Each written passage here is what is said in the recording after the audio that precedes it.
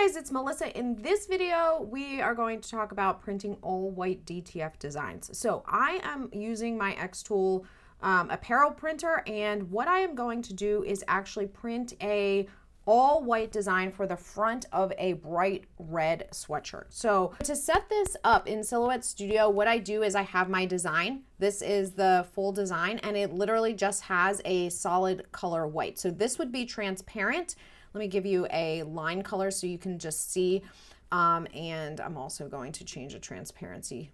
So this would be just a line color of white, and what I do is I go to the fill panel and I fill it with white, and then I change the line color. Also, either you can put it to white, which is going to thicken the line a little bit, or you can put it to transparent, which will make it so that there's no line at all. And then all I do is I select it, File, Save Selection, Save to Hard Drive, and this is where I am going to adjust this and save it as an SVG. So you do need to be able to export as an SVG. This is going to, if you want to do this, you do need the Silhouette Studio Business Edition upgrade, which is just a one-time upgrade. Now, once you have it solid fill white, now you can bring it into xTool Creative Space, and it will come in as a solid white design. So as you can see, it comes in with a white fill, making it difficult to kind of see, which is fine. I am going to make it for a sweatshirt for myself. So 11 inches wide for a small woman's chest is probably about the max you want to go, but I also have a pocket, like a front pocket, so I don't want to make it too small, but I'm just going to size it down a little bit, okay? All right, so this is what we're gonna do. And now the question becomes, how much white do you use? So if you go over here, you can see that right now, typically you've got a color of 100% and white of 75. I'm actually going to adjust that. And the reason is because it's an all white design going on a dark or bright shirt. So what I wanna do is I wanna make sure that this doesn't get, I don't want any of the red to kind of dye through and make it look like even like a light pink. So I'm going to click adjust and increase the white. I'm gonna put it at 100%. We don't need to do anything to the color because there's no color in it, so it's not gonna change anything, but more white is going to go down. Now, if you wanted it to look a little bit more vintage, you might not wanna change this, but I am putting it at 100% for this reason. If you are doing an all white design on a lighter color shirt, say gray, you can get away with something like 75%, but a bright red shirt really needs full white.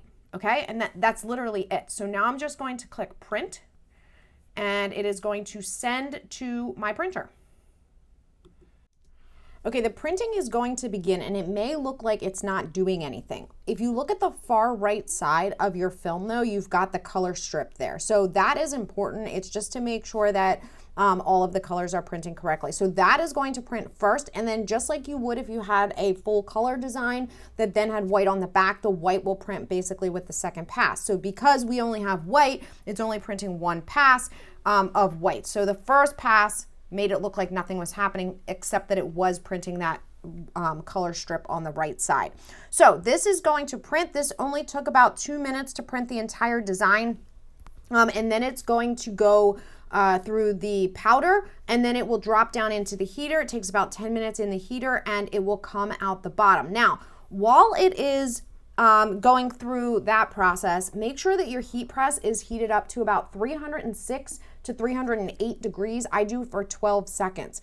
I am actually also going to add another detail to this. I am going to cut brick HTV and put that on as well. So the process for that is to apply the DTF print first, let that cool so that I can peel the transfer off, and then apply the brick detail on top of that. So I had it slightly layered. That also applies at pretty much the same time and temperature. So what you want to do though when you are applying the brick is you want to put a piece of Teflon or a protective sheet down so that your DTF is not getting direct heat to it from the heat press, and that is it. This came out really cute. The white is definitely solid, but it's not like thick, or it doesn't feel like it's gonna crack. So I'll be interested to see how this works through the wash, but because we did 100% white, we should not get any type of bleeding.